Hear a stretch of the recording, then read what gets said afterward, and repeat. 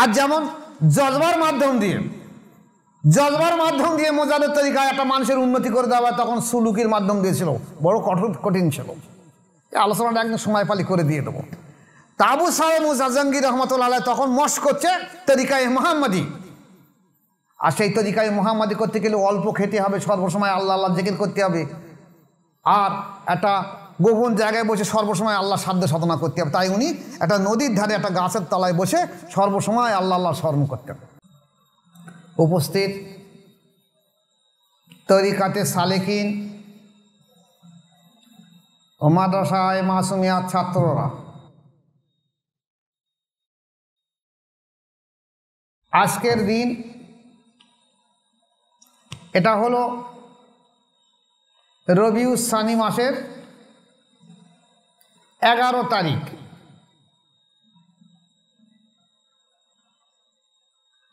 রবিউস সানি মাসের 11 তারিখ, যাকে উপমহাদেশ কেন সারা বিশ্বের মানুষ গিয়ারা শরীফ বলে মানে বা জানে। এই গিয়ারা শরীফ হলো কি, বড় পীর আব্দুল কাদের জিলানী রহমাতুল্লাহ আলাইহির ওয়াফাত দিবস।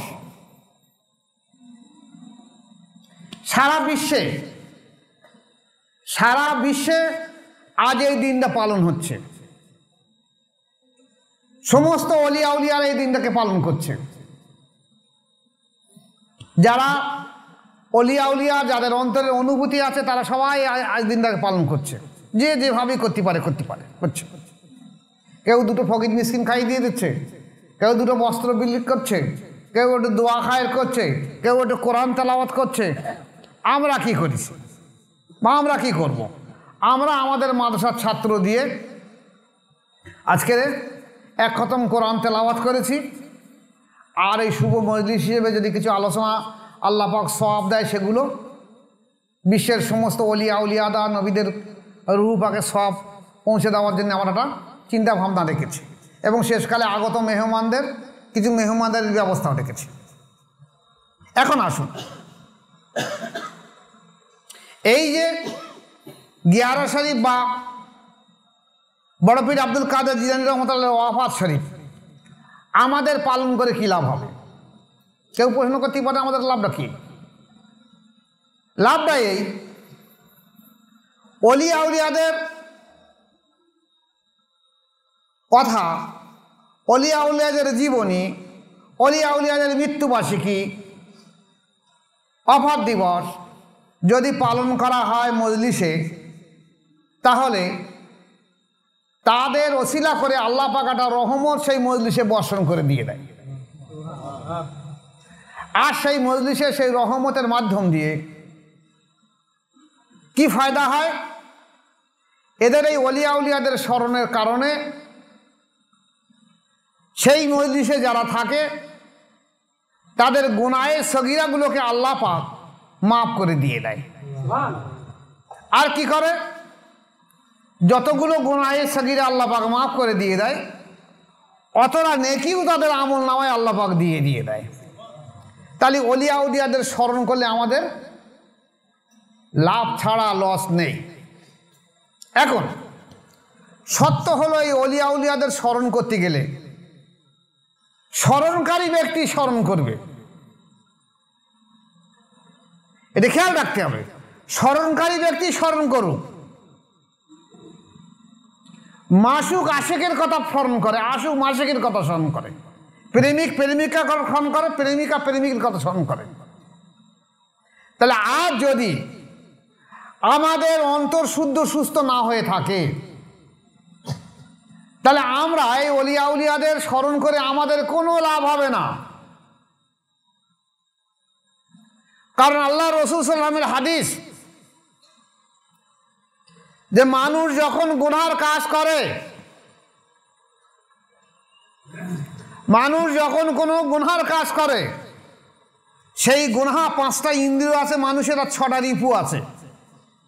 5টা ইন্দ্রিয় হলো চোখ, কান, নাক, জিহ্বা আর ত্বক, আর 6টা রিপু হলো কাম, ক্রোধ, লোভ, মদ, মাৎসর্য আর মোহ। তাহলে এই 6টা রিপু আর 5টা ইন্দ্রিয়র মাধ্যম দিয়ে মানুষ যখনই কোনো ভুল কাজ করে, গুনার কাজ করে, তখন সঙ্গে সঙ্গে তার কলবে, অর্থাৎ কলবটা আরবি ভাষায় বলা হয়েছে, বাংলায় বলা হয়েছে অন্তর। এই কলবটা হলো তার বাম স্তনের 2 আঙ্গুল নিচে। এটা 4 তরিকার বুজুর্গরা যেমন বলেছেন, রাসূল পাক সাল্লাল্লাহু আলাইহি ওয়াসাল্লাম বলেছেন মানুষের অন্তর হলো বাম স্তনের 2 আঙ্গুল নিচে। তো এই গুনাহ করার সঙ্গে সঙ্গে তার কলবে একটা বা অন্তরে একটা কালো দাগ পড়ে যাবে। 5টা ইন্দ্রিয় আর 6টা রিপুর কারণে যদি কোনো গুনাহ করে, সঙ্গে সঙ্গে তার কলবে একটা কালো দাগ পড়ে যাবে। এই দাগ পড়তে পড়তে পড়তে পড়তে এমন একটা সময় আসে, তখন তার অন্তর অন্ধকার হয়ে যায়। অন্তরে আর আল্লাহ প্রদত্ত যে নূর থাকে অন্তরের, সেই নূর আস্তে আস্তে আস্তে আস্তে এমনভাবে লোপ পেয়ে যায়, তার ফলশ্রুতি হয় কি, সে খারাপটাকে ভালো মনে করে আর ভালোটাকেও খারাপ মনে করে। একটা ছোট্ট উদাহরণ দিলে বুঝতে পারবেন।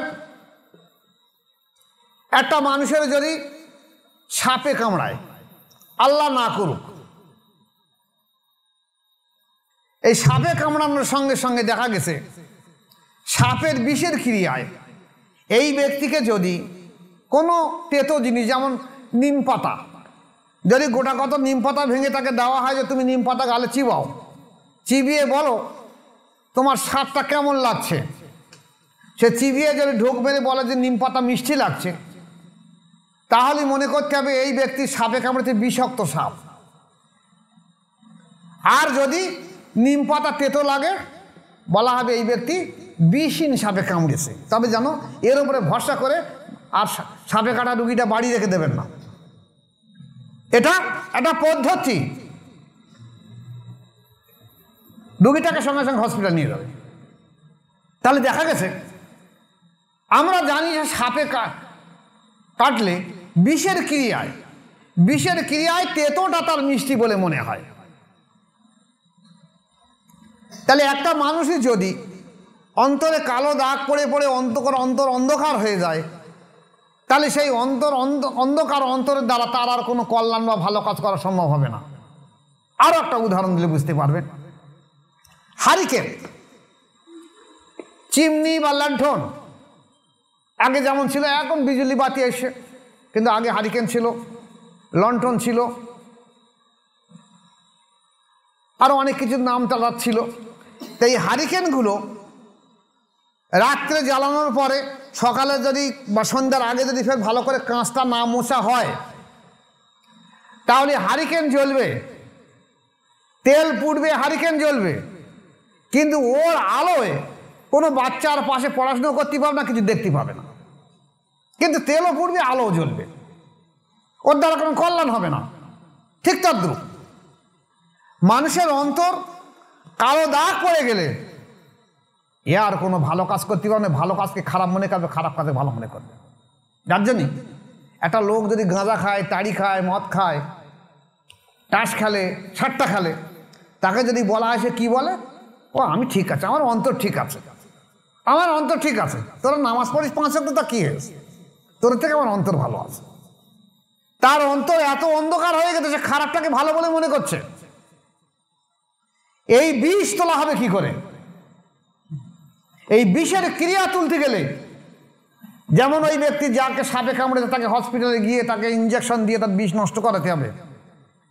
এই অন্তরের এই বিষটাকে নষ্ট করতে গেলে তাকে আবার কোনো সেই রূপ ডাক্তারের কাছে যেতে হবে, যে ডাক্তার এই অন্তর আবার এই মুর্দা দেলকে মুছে দিয়ে, নোংরাকে মুছে দিয়ে আবার মুর্দা দেলকে জিন্দা করে দিতে পারে, তেমন ডাক্তারের কাছে যেতে হবে। তা নাহলে অন্তর শুদ্ধ সুস্থ হবে না, তার দ্বারা আর কোনো কল্যাণ হবে না, ওই সাপে কাটা রুগীর মতন হবে। আর না হয় অন্তর এই অন্ধকার হয়ে হয়ে কী হবে? ওই মদ, তাড়ি, গাঁদা, চুল্লু ইতি মজগুলো হয়ে থাকবে। ও মনে করবে আমি যা করি সব ঠিক করছি, ভালো কাজ করছি। ঠিক তদ্রুপ এই পদ্ধতির মাধ্যম ছাড়া জীবনে মানুষ পরিবর্তন হবে না। এই অন্তর শুদ্ধ সুস্থ করার জন্য আল্লাহ পাক কি করেছেন? লক্ষের বেশি নবী বা রসুল পাঠিয়ে দিয়েছেন।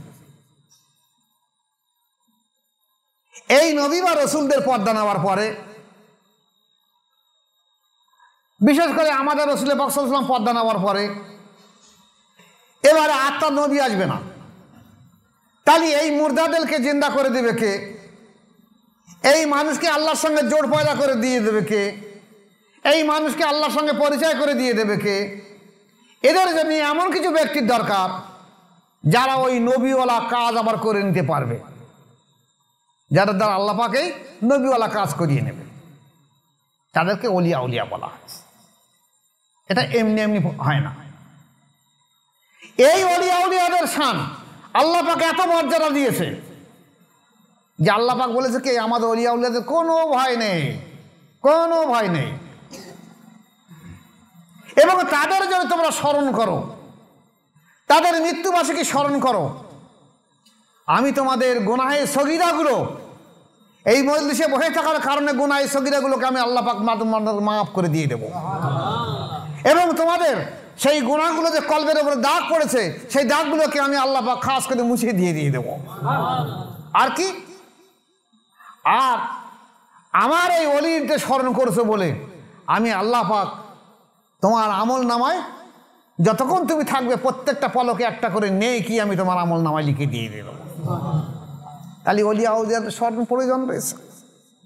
এইরূপ অলিয়া উলিয়া একজন হলো বড় পীর আব্দুল কাদের জিলানী রহমাতুল্লাহ আলাইহি। রাসূল পাক সাল্লাল্লাহু আলাইহি ওয়াসাল্লাম পর্দা নেওয়ার পরে 1000 বছরের মুজাদ্দেদ উনি। এই 1000 বছরের মুজাদ্দেদ নিয়ে দ্বন্দ্ব এসেছে প্রথম হাজারের মুজাদ্দেদ নিয়ে।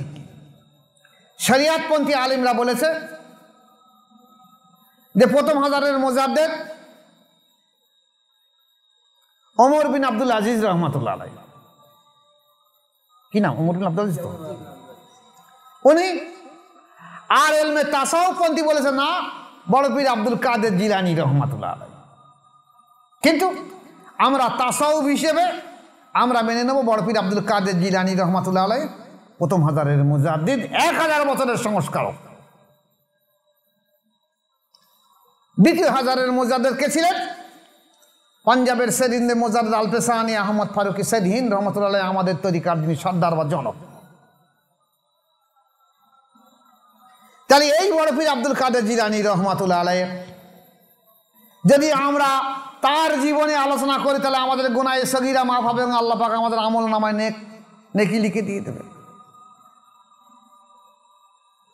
তাহলে বড় পীর আব্দুল কাদের জিলানী রহমাতুল্লাহ আলাইহি অফার দিবার বা আলোচনার মজলিস করতে গেলে আপনাকে অবশ্যই জিন্দাদেলি মানুষ হতে হবে। যেমন দেখা গেছে আল্লাহ প্রদত্ত ইলহাম হার হামেশাই দুনিয়ার বুকে আসছে। যাদের অন্তর আছে তারা সেই ইলহাম শুনতে পায়, সবাই শুনতে পাবে না। যেমন আমাদের দেশে একজন ব্যক্তি মারা গেছে, সে বিরাট কালা, কিচ্ছু শুনতে পায় না। তার অনেকে ঠাট্টা করে বলে বয়রা কালা বলে, মানে কিছু শুনতে পায় না। এখন একদিন তার পাশ সামনে একটা বাস পড়েছে বিরাট জোরে, আর সে বলতো আজকের আকাশটা ডেকেছে, মানে তার সামনে বাস পড়েছে বলে সে বলছে আজকের আকাশটা ডেকেছে, মানে এতদিন আকাশ ডেকেছে শুনতে পাইনি। তাহলে বজ্রপাত হচ্ছে কিন্তু ও শুনতে পায় না, ওর কান নি বলে। তা আল্লাহ প্রদত্ত ইলহাম দুনিয়ায় জমিনের বুকে সর্বসময় আসে। যাদের অন্তর আছে, আল্লাহর সঙ্গে যোগসূত্র আছে, তারা পাবে। আপনার মোবাইলে যদি চার্জ না থাকে, ব্যাটারি যদি না থাকে, লোকেশন যদি ঠিক না থাকে, টাওয়ার যদি ঠিক না থাকে, আপনার যতই মোবাইল পকেটে ঘরে না কোনো লাভ হবে না। তা আপনি একটা মানুষ, একটা ইনসান, যদি আপনার অন্তর না থাকে তাহলে আল্লাহ প্রদত্ত এই কিছু আপনি পাবেন না। অন্তর আল্লাহ পাক কি করেছে? সারা পৃথিবীতে আল্লাহ পাক যে মখলুকাত তৈরি করেছে, লক্ষাধিক মখলুকাত তৈরি করেছে, তার মধ্যে সর্বশ্রেষ্ঠ মখলুকাত করেছে কি? মানুষকে, যাকে বলা হয়েছে আশরাফুল মখলুকাত। কিসের জন্য? অন্তরের জন্য আশরাফুল মখলুকাত। দুটো চোখ, একটা নাক, একটা মুখ, দুটো কান, পা, মাথা এইসবের জন্য মখলুকাত শ্রেষ্ঠ করিনি। এ অনেক পশুরও আছে দুটো চোখ, একটা নাক, একটা মুখ, দুটো কান, কিন্তু এই অন্তর আল্লাহ পাক আদম ছাড়ার কাউকে দেয়নি। কারণ এটা একটা উৎকৃষ্ট স্বাদ নূরানি জিনিস দিয়ে আল্লাহ পাক তৈরি করেছে। কেন? আল্লাহ পাকের স্থান এই অন্তরের মধ্যে থাকবে বলে। আর সেই অন্তর যদি আল্লাহর স্থান না হয়ে থাকে তাহলে শয়তান সেই স্থানে বসে থাকবে। তাই হাদিস শরীফে এসে বিসমিল্লাহির রহমানির রহিম আর শয়তানু জাসিমুন আল্লাহ কলবে ইবনে আদমা, প্রত্যেকটা আদমের কলবে শয়তান বসে থাকে, অন্তরে শয়তান বসে থাকে। ফায়জা জাকার আল্লাহ ফাসাকা, যখন এই অন্তর আল্লাহ আল্লাহ জিকির করে থাকে তাহলে শয়তান ওখান থেকে অন্তর থেকে পালিয়ে যায়। ওয়াইজা গাফালা অসাসা, আর যখন ওই অন্তর জিকির থেকে গাফেলায় আবার শয়তান সেখানে গিয়ে বসে থাকে। তাহলে এই শয়তান, এই অন্তর আল্লাহ পাক খাস করে তৈরি করেছে উত্তম স্বাদ নূরানি জিনিস দিয়ে, শয়তান বসে থাকার জন্য নয়। এটা আল্লাহ প্রদত্ত জিনিস, আল্লাহ রেখে দেওয়ার জন্য। আমরা সেই জায়গাটাকে আমরা শয়তান বসিয়ে রেখে দিয়ে দিছি। আর এই শয়তানকে সরিয়ে দেওয়ার জন্যে আল্লাহর জিকির সর্বোত্তম। আর এই জিকির হলো জিকিরের জাতি। আর এই জিকিরের জাতি হলো কোনো কামেল মোকাম্মেল মুর্শিদের কাছে বায়াত গ্রহণ করে আত্মিক ফায়জের মাধ্যম দিয়ে অন্তর আল্লাহ জিকির জারি করতে হবে, নতুবা শয়তান সেখানে বসে থাকবে। আর শয়তান বসে থাকার পরে আপনি যদি কোনো নামাজ পড়েন, রোজা করেন, হজ করেন, জাকাত দান, দান সাদগা যা করুন না কেন, আপনি কিন্তু ধ্বংসপ্রাপ্ত হবেন। আপনার কোনো দোয়া আল্লাহর দরবারে কবুল হবে না। যেমন কোরআন শরীফে আল্লাহ পাক পরিষ্কার বলেছে, বিসমিল্লাহির রহমানির রহিম ফাওয়াইলুল লিল কাসিয়াতি কুলুবুম মিন যিকরিল্লাহ উলাইকা ফি যালালিম মুবিন। কোন সূরা? সূরা জুমার 22 নম্বর আয়াত। আল্লাহ পাক কি বলছে? যাদের অন্তর আল্লাহর জিকিরের ব্যাপারে কঠোর, যাদের অন্তর আল্লাহর জিকির করে না তাদের জন্য দুর্ভোগ, তাদের অন্তর কঠোর, তাদের জন্য আল্লাহ পাক বলছে তাদের জন্য দুর্ভোগ। উলাইকা ফি যালালিম মুবিন, তারা স্পষ্ট গুমরাহির মধ্যে রয়েছে। কোন ব্যক্তি? যে ব্যক্তির অন্তর আল্লাহর জিকির জারি করে না, জারি নেই। এবার আপনি বলুন, আমাদের দেশে যে মাওলানা মৌলবীগুলো মসজিদ ইমামতি করছে, জিজ্ঞাসা করে দেখে নেবেন যে আপনার অন্তর কি আল্লাহর জিকিরে জারি আছে? কারণ আল্লাহ কোরআন শরীফ সূরা জুমার 22 নম্বর আয়াতে বলেছে ফাওয়াইলুল কাসিয়াতি কুলুবুম মিন যিকরিল্লাহ উলাইকা ফি যালালিম মুবিন। যার অন্তর আল্লাহর জিকির থেকে গাফেল, তার অন্তর কঠোর, সে প্রকাশ্য গুমরাহির মধ্যে রয়েছে। তো ইমাম সাহেব, আপনি যে প্রকাশ্য গুমরাহির মধ্যে রয়েছে, তাহলে আপনি গুমরাহি মানুষ, আমাদের নামাজ কি করবেন? আপনি একটা গুমরাহি মানুষ আমাদের নেতা, আল্লাহু আকবার, আল্লাহ আমি নিয়ত করেছি একটা গুমরাহি পেছনে, আল্লাহু আকবার, সে আমার নেতা। আমি ওয়াইজিন করে একটা আলেম এনেছি, সেটা গুমরাহি। তাই বিচার এইভাবে হবে, বিচার এইভাবে করে নেবেন।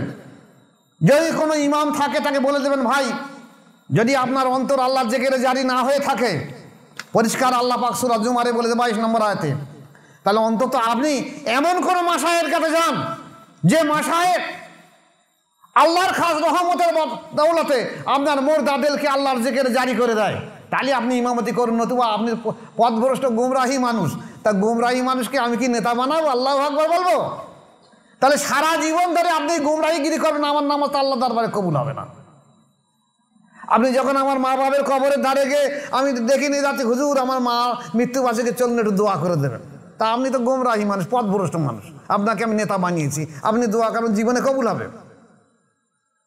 আপনি পথভ্রষ্ট গুমরাহি মানুষ, আপনাকে আমি এনেছি ওয়াইজিন হিসেবে, আপনি যা কথা বলবেন কোনো কল্যাণ হবে? তাই প্রত্যেকটা মসজিদের ইমাম এবং ওয়াইজের কাছে আমি হাত জোড় করে অনুরোধ করছি যে আপনারা আব্দুল কাদের জিলানী রহমাতুল্লাহ আলাইহির এই ওফাত দিবস হিসেবে শপথ নেন।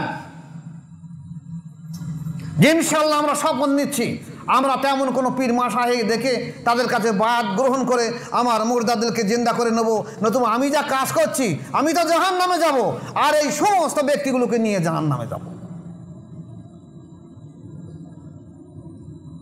এই যে অলিয়া উলিয়া রেখেছে কেন? যেখানে আল্লাহ রাসূল সাল্লাল্লাহু আলাইহি ওয়াসাল্লাম বলেছে বিসমিল্লাহির রহমানির রহিম তালাবুল ইলমি ফারিজাতুন আলা কুল্লি মুসলিমিন ওয়া মুসলিমা, ইলম শিক্ষা করা ফরজ আইন, পুরুষ এবং নারী উভয়ের ইলম শিক্ষা করা ফরজ আইন। ইলম কয় প্রকার? ইলম মানে কি? ইলম মানে জ্ঞান, ইলম মানে বিদ্যা নয়, ইলম মানে জ্ঞান, জ্ঞান অর্জন করা ফরজ আইন। ইলম কয় প্রকার? ইলম দুই প্রকার, একটা জাহিরি একটা বাতিনি। এই জাহিরি এবং বাতিনি দুটো ইলম ফরজ। সাহাবারা বলেছেন, আল্লাহ রাসূল সাল্লাল্লাহু আলাইহি ওয়াসাল্লাম বলেছেন আল ইলমু ইলমানি, ইলম দুই প্রকার। তাহলে একটা জাহিরি প্রকাশ্য বিদ্যা, আর একটা হলো বাতিনি বা ইলমে মারিফাত বা ইলমে তরিকাত শিক্ষা করা। তাই এই ফরজের শিক্ষাটা আপনি বাদ দিচ্ছেন, অস্বীকার করছেন। অস্বীকার করলে কিন্তু আপনি কাফের হয়ে যাবেন। আল্লাহ রাসূলের হাদিসকে অস্বীকার করছেন, কি মানলাম? সত্যি না মিছে কথা? একটা হাদিসকে যদি অস্বীকার করে সে কাফের হয়ে যাবে। আপনি একটা হাদিসকে অস্বীকার করতেন যে ও বিদ্যার প্রয়োজনে শুধু জাহিরি শিক্ষা হয়ে যাবে। তাহলে যে বিদ্যা অর্জন করে একটা মানুষ আল্লাহর পরিচয় পাবে, আল্লাহ রসুলের পরিচয় পাবে, সেই বিদ্যা সেই জ্ঞানটাকে আপনি বাতিল করে দিয়ে বলছেন কি এই জাহিরি ইলম শিক্ষা করবো, ইতি আমার সব হয় আল্লাহ প্রাপ্ত হয়ে যাবে। আপনি আসুন আজকে বড় পীর আব্দুল কাদের জিলানী রহমাতুল্লাহ আলাইহি, ওনার আব্বার নাম কি ছিল?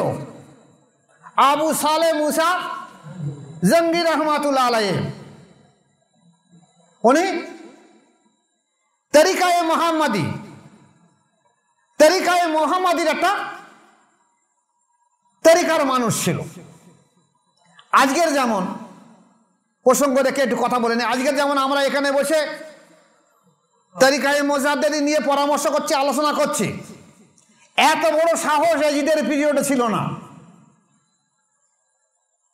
কারবালার লড়াই হয়েছে একটাই উদ্দেশ্য নিয়ে, এই বায়াত সম্পর্কে, অন্য কোনো উদ্দেশ্য নয়। এজিদ চেয়েছিল আমি রাষ্ট্র ক্ষমতার মাধ্যম দিয়ে বায়াত গ্রহণ করব, আর হোসেন রাজার বলছে তা হবে না, কারণ তোমার চরিত্র সংশোধন নেই, তোমার ও বায়াত আহলে বায়াত আমার নানার উম্মত মেনে নেবে না। তুমি তোমার চরিত্র সংশোধন করো, তাহলে আমার নানার উম্মত তোমাকে মেনে নেবে। এইটাই তো দ্বন্দ্ব, যার জন্য কারবালার ইতিহাস ঘটলো, শহীদ হলো, বহু রক্ত ঝরলো, ইমাম বংশরা শহীদ হলো কারবালার প্রান্তরে। সেই সময় এজিদ করলো কি, যে এইভাবে রাষ্ট্র ক্ষমতা প্রয়োগ করে যে সমস্ত বায়াত আমার কাছে হতে হবে।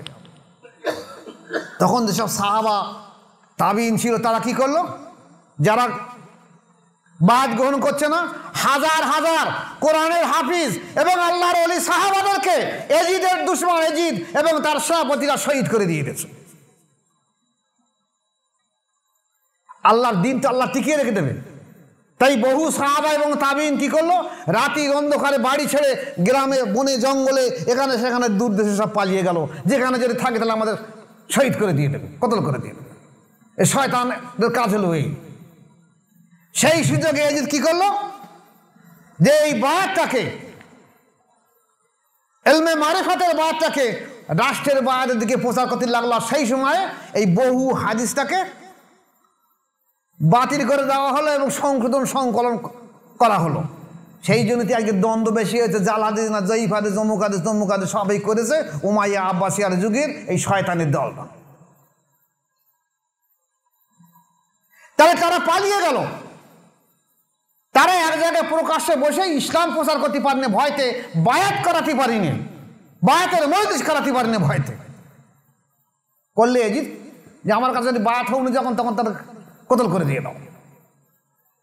তাই লুকিয়ে লুকিয়ে ইসলাম প্রচার করেছে। কিসে ইসলাম, কিসে দিন, কোন তরিকা ছিল? তরিকা হে মোহাম্মদী, রাসূল পাক সাল্লাল্লাহু আলাইহি ওয়াসাল্লামের তরিকা ছিল। বনে জঙ্গলে হাটে মারে সব পালিয়ে গেল সব।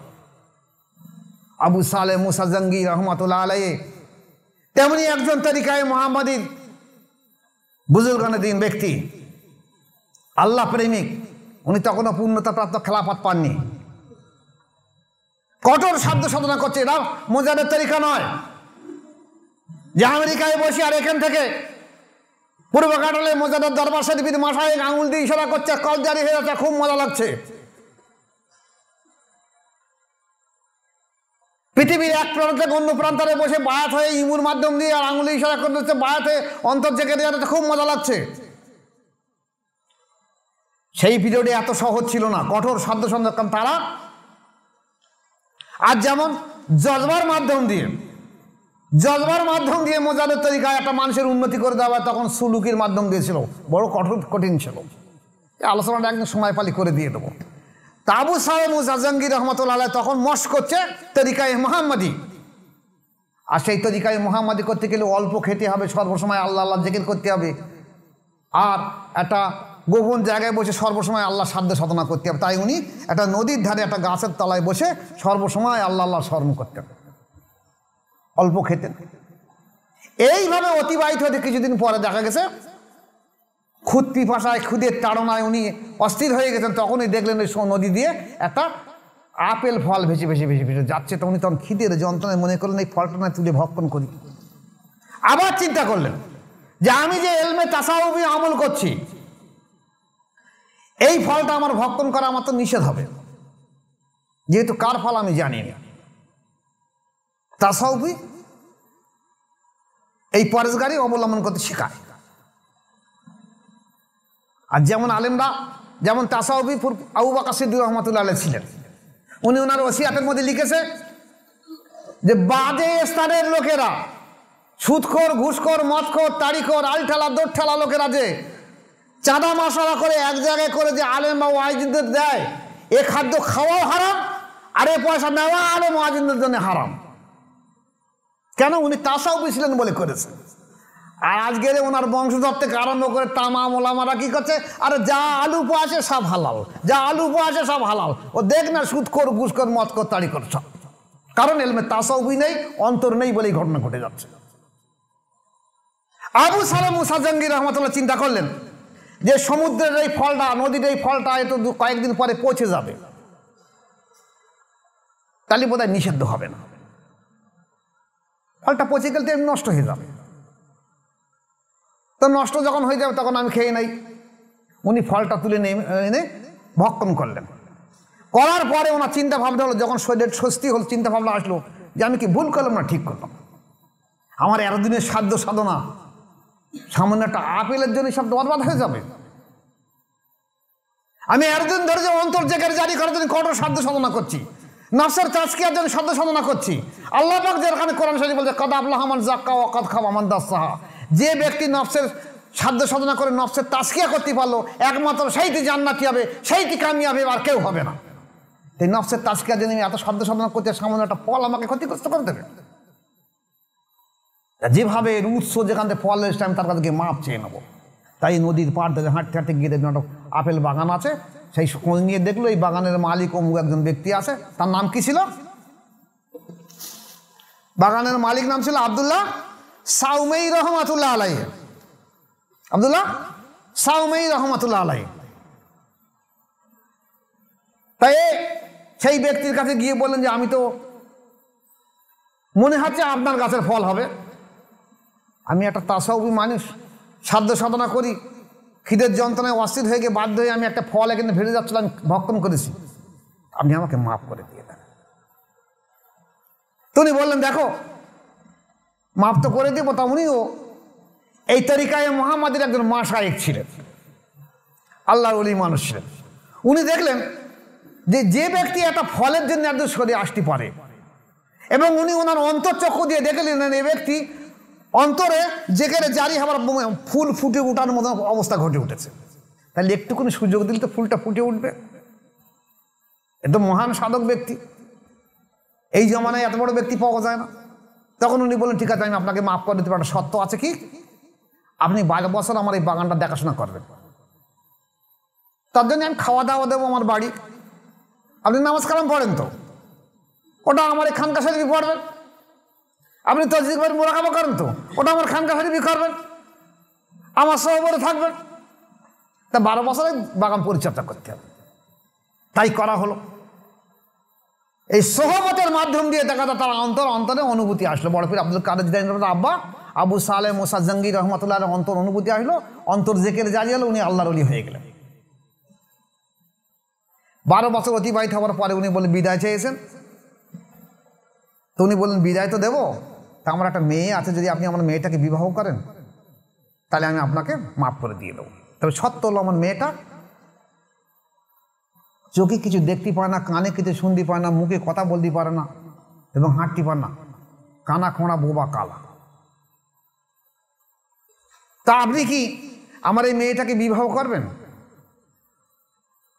উনি চিন্তা ভাবনা করলেন, আল্লাহওয়ালা মানুষ, এলমে তাসাউফি মানুষ, অন্তর্জেন্দা সুস্থ মানুষ, নফসের তাসকিয়া মানুষের চরিত্র কেমন হয়, ওরা চেয়েছিল কি যে উনি চেয়েছিলেন যে আমি দুনিয়ার শাস্তি নেব, পরকাল যেন আমাদের শান্তি হয়। বলেছেন ঠিক আছে, আমি তাতেও রাজি আছি, যদি আল্লাহ আমাকে মাফ করে দেয় তাতে আমি সন্তুষ্ট। বিয়ে দেওয়ার পরে ঘরের মধ্যে যখন দেওয়া হলো, উনি দেখলেন অপরূপ সুন্দরী একটা মেয়ে দাঁড়িয়ে আছে, পালঙ্কে বসে আছে। মেয়েটা ওনাকে সালাম জানালেন। ইনি চিন্তা করলেন যে আমার শ্বশুর মাটাকে তাহলে ভুল কথা বলে আমাকে মিথ্যাই, আর কোনো ফাঁদ না তো, একটা আপেল খেয়ে আমি 12 বছর ধোকায় পড়ে গেছি, আবার এই যে কি ফাঁদ পেতেছে তা তো ঠিক নেই, তো বাবা এর থেকে আমার পিছিয়ে যাওয়া ভালো। উনি পিছিয়ে আসার সময় দেখলেন ওনার শ্বশুর মশাই কে, আব্দুল্লাহ সাউমাই রহমাতুল্লাহ আলাইহির দরজার দুটো চৌকাঠ ধরে দাঁড়িয়ে আসেন। বলছেন আপনি যাবেন না, আপনি বসুন, আমি সব গুছিয়ে বলছি। এ আমার মেয়ে, জীবনে ও কোনোদিন কোনো নারীর মুখ, পুরুষের মুখ দেখিনি, ও কোনো মুখে বাজে কথা বলিনি, ও কানে কোনো বাজে কথা শুনিনি, আর আমার বাড়ি ছাড়া বাইরে কোথায় বাইরে। এই মহিলাটার নাম হলো হযরত ফাতেমা রহমাতুল্লাহ আলাইহি বলি বা রাদিয়াল্লাহু তাআলা আনহা বলি, যাই বলি। তা এই যে মা আর এই যে বাপ, এদের সন্তান কেন ভালো হবে না? কেন ভালো হবে না? কেন ওনাদের বংশ আব্দুল কাদের জিলানী রহমাতুল্লাহ আসবে না? মা বাপ ভালো নাহলে সন্তান ভালো হয়। আজকের আমরা ছেলে বিয়ে দেবো, মেয়ে খুঁজে হাসা চামড়া কোথায় আছে দেখ, সে যাই হোক গিয়ে না কেন, যা লটঘাট করে করুক কেন, হাসা চামড়া হলেই হলো। মানে সেই গোস্ত হলেই হবে, যাই হোক গিয়ে। যেখানে বলা দরকার ছিল চরিত্র আগে দেখার দরকার ছিল। জাতির মেয়ে কালো হলেও ভালো, আহলে বায়তের মেয়ে দরকার ছিল।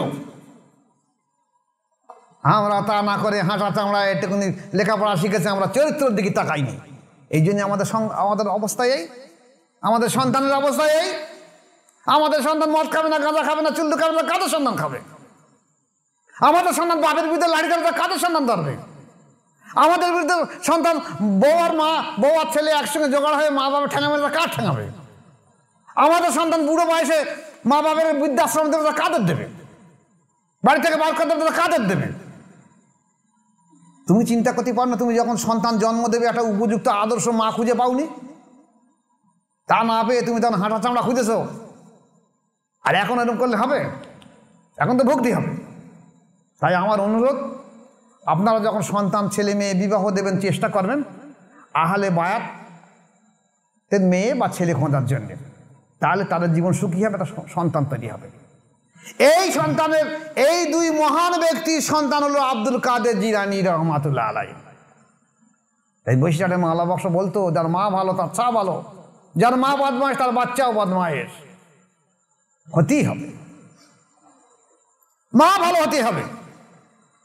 বড় পীর আব্দুল কাদের জিলানী রহমাতুল্লাহ আলাইহি, তার মা কোরআনে হাফেজা ছিলেন 22 কি 23 পারা, 17 পারা বোধহয়, সর্বসময় কোরআন তেলাওয়াত করত।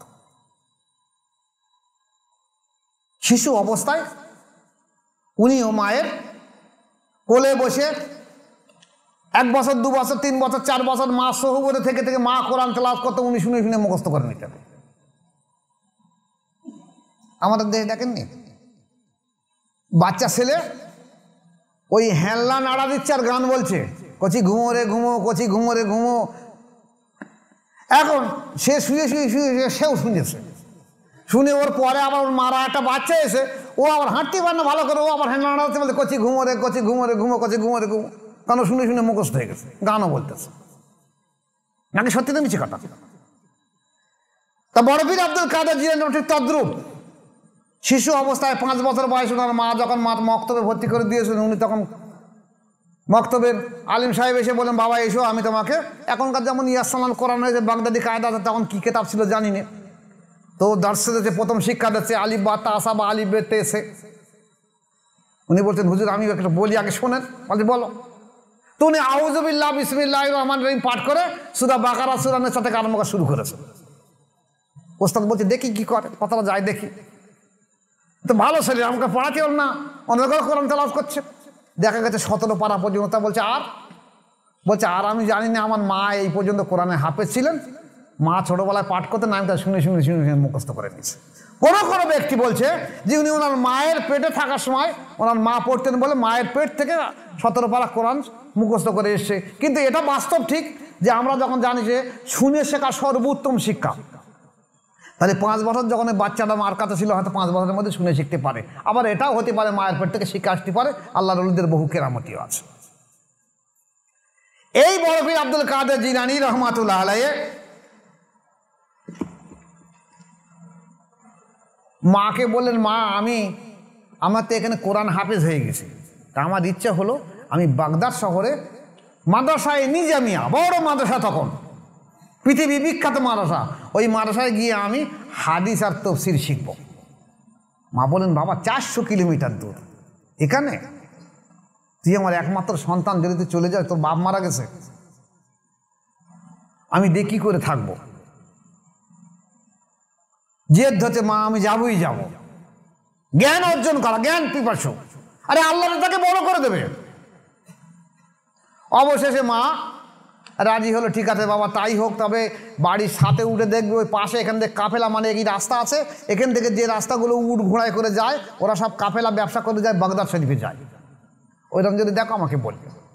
আজ আমাদের মতন না যে প্লেনে উঠে সাঁ করে বাগদাদে পৌঁছে যাবো,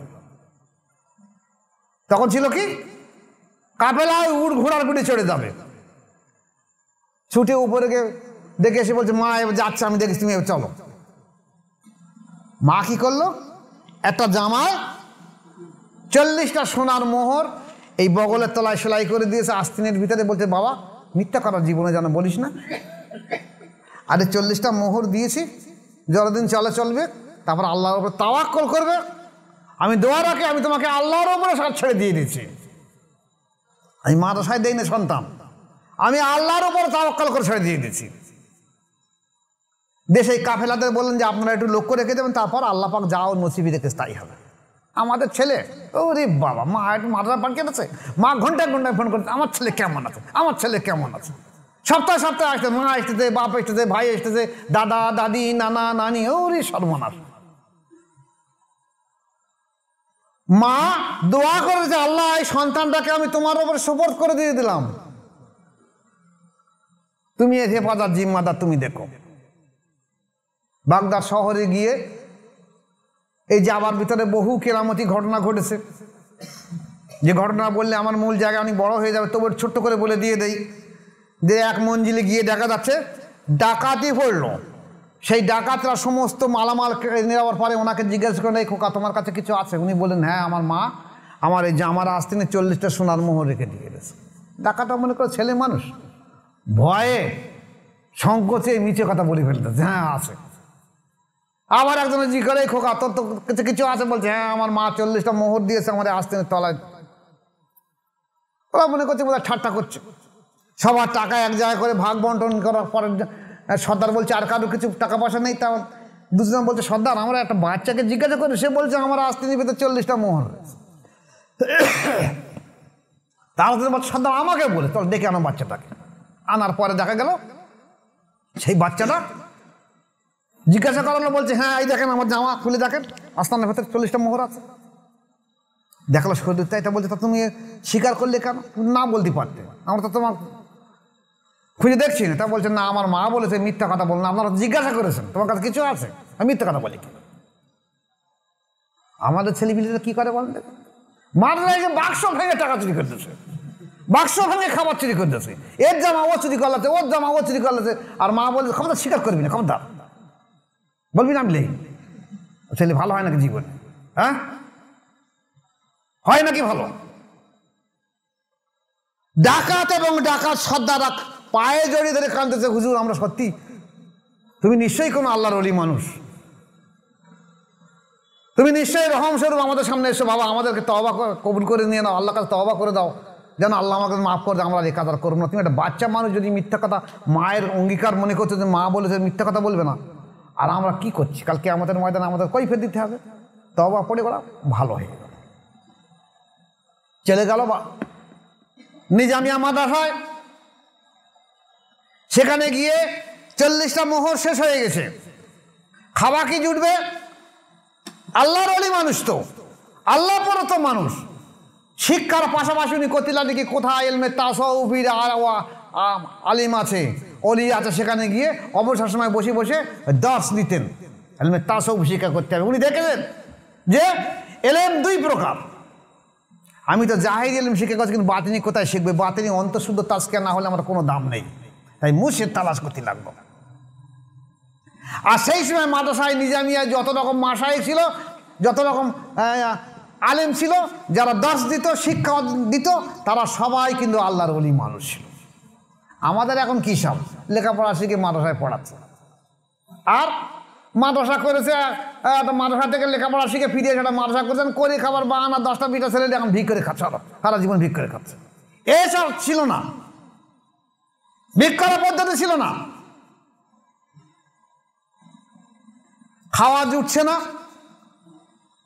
তখনকার মাদ্রাসার ছাত্ররা কি করতো? আল্লাহর ওলি কি করতো? ওরা রাতের অন্ধকারে বাজারে গিয়ে যেসব সবজি ফেলে দিত, সেই সবগুলো কুড়িয়ে এনে বাড়ি রান্না করে খেত, আর এলমে শরিয়াত এবং এলমে তরিকাত মাদ্রাসা থেকে দর্শ নিত। আমাদের এটুকুনি যদি ডাল পাতলা হয়েছে, নুন পাতলা কম হয়েছে, ওরে সব বোনার ছাত্ররা একটা ট্রিং করলে হবে, ডিম ভেজে এনে খাবে, এই বাজার থেকে তরকারি এনে খাবে, বাজার থেকে মাংসের তরকারি এনে খাবে। কেন? আলের রুচি আছে না, এদেরকে পাঠানো দরকার ছিল ওই বাজারে, যে যাও ওই সবজি আলাদা যে সবজিগুলো ফেলে দিয়েছে ওই তুলে এনে রান্না করে করে খাও, খেয়ে এখানে এলাম শিক্ষা অর্জন করো। তা না করে আমরা পার্টিতে কাছে ভিক করে আন, যা অটো দিচ্ছি, টোটো দিচ্ছি, মাইক দিচ্ছি, ভিক করে আন, তোরাই তো খাবি, আমারও খাওয়াবে, তোরাও খাওয়া। মানুষ হয় সন্তান, সন্তান জীবনে ভালো হয়। আল্লাহ পাকে ইলহাম দিয়েছে আব্দুল কাদির, এই রুটি আলার কাছ থেকে তুমি একটা করে রুটি প্রত্যেক দিন চেয়ে নাও, বলো আল্লাহ যখন আমাকে দিয়ে দেবে তখন আমি তোমাকে মিটিয়ে দিয়ে দেবো। আর আমি রুটি আলা, ও আল্লাহর ওলি মানুষ, ওকে আমি ইলহাম দিয়ে জানিয়ে দিয়ে দিচ্ছি যে তুমি এই আব্দুল কাদেরকে দৈনিক একটা করে রুটি দিয়ে দেবে, ও যদি পয়সা না দিতে পারে আমি জি মানেছি, আমি আল্লাহ পাক তোমার টাকা দিয়ে দেবো। আমাদের ছাত্ররা কি সব মানুষ, কি ছাত্র, ওই রকম সন্তান তৈরি করে পাঠ খেতেছে। এলমে শরিয়াতের পাশাপাশি এলমে মারেফাত অর্জন করে কোনকে খেলাফত নিয়ে আল্লাহর ওলি মানুষ বনে গেল, কঠোর সাধ্য সাধনা করে। ফিরে এসে মাদ্রাসা তৈরি করলো, মাদ্রাসায় নিজামিয়া শিক্ষকতা করলো, তারপর ফিরে এসে কাদেরিয়া মাদ্রাসা তৈরি করে মানুষকে দর্শ দিতে লাগলো, শরিয়াত এবং তরিকাত উভয় শিক্ষা দিতে লাগলো। সারা জীবন ধরে সাধ্য সাধনা করেছে। সেই পিরিয়ডে ইসলামের এমন অবস্থা যে এলমে মারেফাত এলমে তাসাউফ তো উঠে গেছে, অত কষ্টসাধ্য কে করবে? আল্লাহর ওলি মানুষ রাস্তা দিয়ে যাচ্ছে, খেলাফত পেয়েছে, অলি আল্লি মানুষ হয়েছে, রাস্তা দিয়ে যাওয়ার সময় দেখলো একটা কুঠে রুগ্ন মানুষ, অসহায় কঙ্কালসার চেহারা, রাস্তার ধারে যে একটা ড্রেন আছে, আমাদের পানি যাওয়ার ড্রেন বলা হয়তো, সেই ড্রেনের ধারে পড়ে কাতরাচ্ছে, কাঁদতেছে, বাবা আমাকে একটু পানি পান করাও, বাবা আমাকে একটু খাদ্য দাও, আমি অসুস্থ, আমি রুগ্ন, আমি মরে যাব, আমাকে বাঁচাও, কে আছো আমাকে একটু বাঁচাও। পাশ দিয়ে বহু লোক যাচ্ছে। এই রুগ্ন ব্যক্তির ইচ্ছা কিন্তু ওই বহু লোক নয়, ওর ইচ্ছা হলো আব্দুল কাদের জিলানী রহমাতুল্লাহ আসুক। আল্লাহর দয়া হলো, উনি পাশ দিয়ে যাওয়ার সময় দেখলো আল্লাহর ওলি মানুষ, অন্তর কেঁদে উঠলো, দেখলো একটা মানুষ অসহায় ড্রেনের ধারে পড়ে কাতরাচ্ছে, একটু পানি দাও, একটু খাদ্য দাও, আমার খুব কষ্ট হচ্ছে। উনি কি ছুটিকে তাকে হাত ধরে তোলার চেষ্টা করেন, যখন গায়ে হাত দিয়েছে, দেওয়ার সঙ্গে সঙ্গে দেখা গেছে এই ব্যক্তির চেহারা একটা সুন্দর খুবসুরত চেহারার মতন হয়ে গেল। উনি চমকে গেলেন, কোন দেশি কথা, এরম হলো কেন, কে তুমি?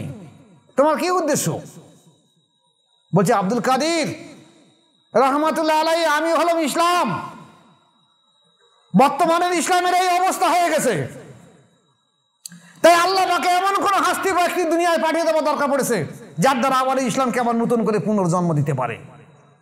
তাই আল্লাহ পাক সেই ইসলামকে তোমার হাতের সংস্পর্শে আবার নতুন করে ইসলাম জন্ম হবে, তাই তোমাকে দেওয়া হলো প্রথম হাজারের মুজাদ্দিদ।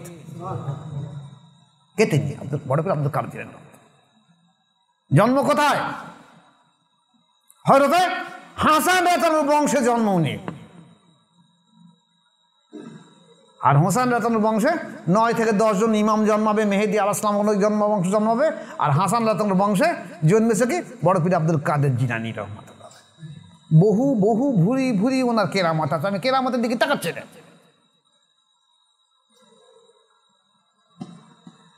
ছোটবেলায় মা একজন জিজ্ঞাসা করছে, বাবা তুই একটু আমার হাতের কাজ কাম করে দে, কিছু তো করিস না, আমার কি উপকার করতেছিস? আমার যেমন বাচ্চারা মা বাচ্চাকে বলে একটু হাতের কাজ করে উপকার করতে, সব বলছে আমি কি তোমার মা কোনো উপকার করিনি? বলছে কি উপকার করেছিস বল? বলছে মা তুমি ভালো করে খেয়াল করো, যখন আমি তোমার পেটে ছিলাম তখন আমি দুনিয়ায় ভূমিষ্ঠ হইনি। একটা ভিখারি, পুরুষ ভিখারি এসে বাড়ির দরজায় এসে ভিক্ষা চেয়েছিলেন, আপনি চেষ্টা করেন একটা পাত্রে করে কিছু চাল পয়সা নিয়ে ভিখারিকে দেওয়ার জন্য। এই ভিখারির কুনজর কুদৃষ্টি ছিল তোমার উপরে। সে চেয়েছিল তোমার দেহকে ভোগ করা। তুমি ছুটে গিয়ে ঘরের মধ্যে গিয়ে দরজা আটকে দিয়েছিল যে আল্লাহ কাছে আছেন, আল্লাহ তুমি বাঁচাও, আমার স্বামী নেই, এখানে আশেপাশে কেউ নেই, কে আমার ইজ্জত বাঁচাবে? আল্লাহ তুমি ছাড়া কেউ নয়। বলে মা তোমার মনে আছে? মা বলে তো তুই কি করে জানিস, তুই তো তখন দূরে আসিস নে। বলছে মা তুমি ভালো করে খেয়াল করো, সেই সময় তোমার পেট থেকে একটা নূর, আল্লাহ পরত একটা নূর বার হয়েছিল, মনে আছে মা? বলছে হ্যাঁ মনে আছে। বলে সেই নূরটা বাইরে আসার সঙ্গে সঙ্গে একটা বাঘের আকৃতি ধরলো, আর বাঘটা ছুটে গিয়ে সামনে হেঁটো দিয়ে ওই ভিখারির চাবালতি এক হেঁটো দিল, সঙ্গে সঙ্গে ওর মাথাটা বহু দূর উড়ে চলে গেল। ভিখারিটা ছটপট ছটপট করে মারা গেল। মনে আছে মা? বলছে হ্যাঁ বাবা মনে আছে। তুই কি করে জানিস? বলছে মায়ের নূর ছিল মা। আমি কে ছিল নূর? এ নূর আমি ছিলাম, ও বাঘও আমি ছিলাম। আল্লাহ আমাকে এই নূর দিয়ে পাঠিয়ে আর এই বাঘের আকৃতি ধরে ওই জালিমকে শাস্তি দিয়েছিল। তুমি সেটাকে ভুলে গেছো, তোমাকে উপকার করিনি? বলো মা। তাহলে রাসূল পাক সাল্লাল্লাহু আলাইহি ওয়াসাল্লামের দিকে তাকাও এবারে। আজকের আমাদের দেশে আলিম সমাজ, এলমে জাহেরি আলিম বলছে কি আল্লাহ রসুল নূরের না, আল্লাহ রসুল নূরের না। আরে বড় পীর আব্দুল কাদের জিলানী রহমাতুল্লাহ মায়ের পেট থেকে নূর সদৃশ বাইর হয়ে যদি একটা বাঘের আকার ধারণ করে ওই সাহেল বা ওই ভিখারির মাথা উড়িয়ে দিতে পারে, নূর হিসেবে তো বাইর হয়েছিল নাকি? তাহলে দেখা গেছে বড় পীর আব্দুল কাদের জিলানী রহমাতুল্লাহ সেই তরিকায় হলো তরিকায় কাদেরিয়া। আল্লাহ পাক ওনাকে ইলহাম দিলেন আব্দুল কাদের রহমাতুল্লাহ আলাইহি। শুনে নাও, এতদিন ধরে যে তরিকায়ে মুহাম্মাদি ছিল, সেই তরিকায়ে মুহাম্মাদি তুমি যে করে হাসিল করেছো, তুমি যাকে খেলাফত দিয়ে দিচ্ছ, এই ব্যক্তি যাকে খেলাফত দিয়েছ, তোমার নামের সম্মানতা আমি আল্লাহ পাক তোমার নাম কিয়ামত পর্যন্ত জিন্দা রেখে দেবো। ওই তরিকার নাম থাকবে কে? তরিকায় কাদেরিয়া। আব্দুল কাদের থেকে কাদেরিয়া তরিকা হবে। আসুন আজ আলিম সমাজ যে কথা বলছে যে বায়াতের প্রয়োজন নেই, এমনি আল্লাহর কাছে পাওয়া যাবে। কোরআন শরীফে বলেছে কি? আল্লাহ পাক কি বলেছেন? বিসমিল্লাহির রহমানির রহিম, ইয়া আইয়ুহাল্লাযিনা আমানু তাকুল্লাহ ওয়াবতাগু ইলাইহিল ওয়াসিলা। এই ঈমানদাররা, তোমরা আমাকে ভয় করো এবং আমাকে পাওয়ার জন্য ওসিলা অবলম্বন করো। আমি এই ওলামা সম্প্রদায়, এই হাফেজ কারি মাওলানা মুফতি বুদ্ধিজীবী সম্প্রদায়ের কাছে অনুরোধ করছি, আপনারা কি কোরআনের তাফসীরটা দেখেননি? যে আল্লাহ পাক ওসিলা করতে বলেছে। যদি ওসিলা খারাপ না হয়ে থাকে তাহলে আপনি বলুন আমাদের দেশে বিবাহ কেমন ভাবে হয়, একটা পুরুষ আর একটা মহিলা দুজনাকে যখন বিবাহ দেওয়া হয়, যেমন মহিলাটা বাড়ি থাকে, ঘরের মধ্যে থাকে, পুরুষটা বাইরে থাকে, এখন এখানে ইমাম হয়, যিনি বিয়ে পড়িয়ে দেন, একটা উকিল, দুজন সাক্ষী ডাকে, তাই তো? তারা বিয়ে পড়িয়ে দেয়, অমুকের ছেলে অমুকে এত টাকা দেন মোহরে আপনাকে সাথে দিলে আপনি রাজি আছেন? বলছেন হ্যাঁ কবুল। এই করতে গেলে দেখা যাচ্ছে 50,000 টাকা দেন মোহর, 60,000 টাকা দেন মোহর, 10,000 টাকা দেন মোহর, দেন মোহরে ফাতেমা বহু রকম আছে, কারণ লাখ টাকা কোটি টাকা দেন মোহর আছে যেমন ব্যক্তি হিসেবে। আবার খানা মেজবানি করে 100, 200, 500 লোকের যে যেমন আর্থিক সংস্থা খাওয়া দিতে হবে, দেখা যাচ্ছে 20,000, 50,000, 1 লাখ টাকা, 2 লাখ টাকা খরচ হয়ে যাচ্ছে, নাকি যাচ্ছে না? কিসের জন্য? বিবাহ হলো ইজাব আর কবুল, একজনা উকিল পাঠিয়ে দেবে আর একজনা কবুল করে নেবে, এই তো নাকি? আর কিছু আছে কি মনে? আর কিছু আছে? ইজাব আর কবুল। তা এত না করে এই ওসিলাতে এই ওসিলা কে হয়েছে? এখানে একটা উকিল আর দুজন সাক্ষী হয়েছে। তো এইটা না হয়ে ওই ছেলেটা তো ওই মেয়েটার কাছে গিয়ে বলতে পারতো, বেকার এত পয়সা খরচ না করে আমি তোর স্বামী, তুই আমার স্বামী বলো, আমি তোর বউ বলছি, বাড়ি চা, হাত ধরলে বাড়ি আসবে। এরা তো শরিয়াতে হারাম বলা হয়েছে, এখানে তুমি ওসিলা খুঁজছো কেন? কেন উকিল সাক্ষীর দরকার? তোমার এখানে তো প্রয়োজন ছিল। সাধারণ মানুষ আঙুল তুলে যদি তুমি মাওলানা সাহেব তোমাকে যদি বলে যে আমি তাহলে আর ওসিলা তালাশ করবো না, আমি এইভাবে একটা পরে মেয়ে বাড়ি চলে আসবো, তাহলে তুমি বলবে ওটা জায়েজ হবে? তুমি তো বলবে না জায়েজ হবে। কেন? ওখানে ওসিলা তালাশ করনি। আর এখানে আল্লাহ পাওয়ার জন্য তুমি ওসিলা অবলম্বন নিষেধ করছো কেন? লেখাপড়া বেশি শিখে ফেলেছো তাই। হ্যাঁ,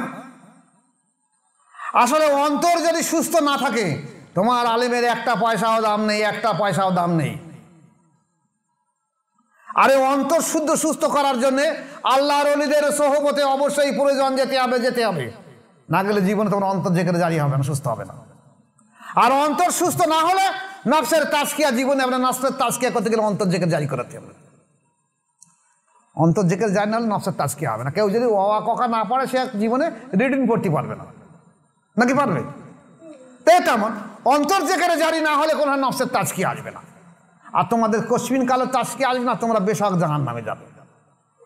তাই আমার এই ইউটিউব যখন চলে যাবে, বহু উপমহাদেশে আলেম ওলামা, হাফেজ কারি, মাওলানা মুফতি, মসজিদের ইমাম সাহেব, ওয়াইজিন, সাধারণ মানুষ, শিক্ষিত, আমি সবার কাছে হাত জোড় করে অনুরোধ করব, অন্তত বড় পীর আব্দুল কাদের জিলানী রহমতুল্লাহ ওয়াফাত দিবস হিসেবে আপনারা শপথ নেন যে এই মহান ব্যক্তি আল্লাহ যাকে ওলি করে পাঠিয়েছে, প্রথম হাজারের মোজাবেদ করে পাঠিয়েছে, তার মা এমন, বাপ এখন, তবুও তিনি দেখা যাচ্ছে তরিকা হাসিল করার চেষ্টা করছেন। উনি তো মা এবং বাপের উপযুক্ত আদর্শ সন্তান, যে সন্তান জন্ম থেকে মায়ের মুখে শুনে শুনে এতটা কোরআন হাফেজ হয়েছে, যার ইশারা করার জন্য ওনার মাকে বারবার বলে দেওয়া হয়েছে যে তোমার পেটে যা সন্তান আছেই হবে প্রথম হাজারের মোজাদ্দেদ, ইনি হবে হাস্তি বুজুর্গ, আল্লাহ পাক ওনার দ্বারা আবার দিনকে জিন্দা করে দেবেন। তিনি বায়াত হতে গেলেন কেন? কার কাছে বায়াত হয়েছেন? বড় পীর আব্দুল কাদের মাশায়েখকে, হ্যাঁ, আবু সাঈদ মাখজুমী রহমাতুল্লাহ আলাইহি, যিনি ওলি হয়ে দুনিয়ায় এসেছে, যার দ্বারা আল্লাহ পাক ইসলামকে আবার নূতন করে রূপ দিয়ে দেবে, তাকে একজন হাতে বায়াত হবার ইশারা ইঙ্গিত দেওয়া আছে এবং তিনি বায়াত হয়ে অন্তঃশুদ্ধ তাজকিয়া নফস করে তারপর মানুষকে মানুষকে পথ দেখিয়ে দিয়েছে। আপনি বলছেন বায়াত হতে হবে না? আপনি একটা মানুষকে ইমানদার বানাতে পারবেন, একটা মানুষের অন্তর যেখানে জারি করে দিতে পারবেন, আপনারা নিজেরাও পথভ্রষ্ট, আমাদের সাধারণ মানুষকে পথভ্রষ্ট গোমরাহি করে দিয়ে দেবেন। কারণ তাই সবাই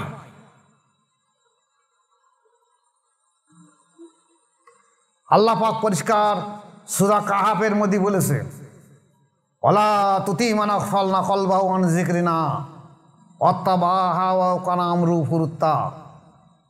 যে ব্যক্তির অন্তর আমার জিকির থেকে গাফেল, যে ব্যক্তির অন্তর আমার জিকির করে না, তোমরা তার কথা শুনো না, সে তার প্রবৃত্তির গোলাম, নফসের গোলাম, সে পথভ্রষ্ট গোমরাহী। কোরআন মানতে হবে তো।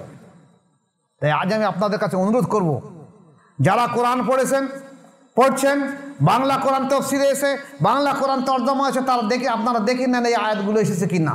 যদি এসে থাকে তাহলে আপনারা বায়াত গ্রহণ করুন, আমার কাছে হতে হবে না। আমি আপনাদের জিম্মাদারি নিয়ে আসিনি। আমার বয়স 65 বছর, আমি অসুস্থ মানুষ, তবুও আমি চেষ্টা করেছি আমার জীবনে যতটা শরীর পেরে ওঠে ততটা পরিমাণ চেষ্টা করেছি মানুষকে বায়াত করে মানুষের মাধ্যম দিয়ে আল্লাহ পর্যন্ত তাদেরকে পৌঁছে দেওয়ার জন্য। আপনারা যদি তেমন কোনো মহান সাধক ব্যক্তি মহাপুরুষ থেকে তাকে আল্লাহওয়ালা আল্লাহ প্রেমিক থেকে তাকে সেখানে বায়াত হয়ে অন্তঃশুদ্ধ তাজকিয়া নফস করে আপনারা আল্লাহওয়ালা হয়ে দুনিয়ায় থেকে বিদায় নেন, এটাই হলো আমার সার্থকতা। আমার এই বক্তব্য তখনই সার্থকতা হবে যখন আমার এই বক্তব্যের মাধ্যম দিয়ে কিছু মানুষ আল্লাহ প্রেমিক হয়ে দুনিয়া থেকে বিদায় নেবে। আর এই বক্তব্যের জন্য দেখা যাবে আল্লাহ পাক হয়তো যারা এই কথা শুনে আল্লাহওয়ালা বনে যাবে, হয়তো আমার এই কথার জন্যে আল্লাহ পাক আমাকেও আমার জীবনের বহু গুনাহ আছে সেগুলোকে মাফ করে দিবে এই বক্তব্যের মাধ্যমে দিয়ে, এমন হতে পারে।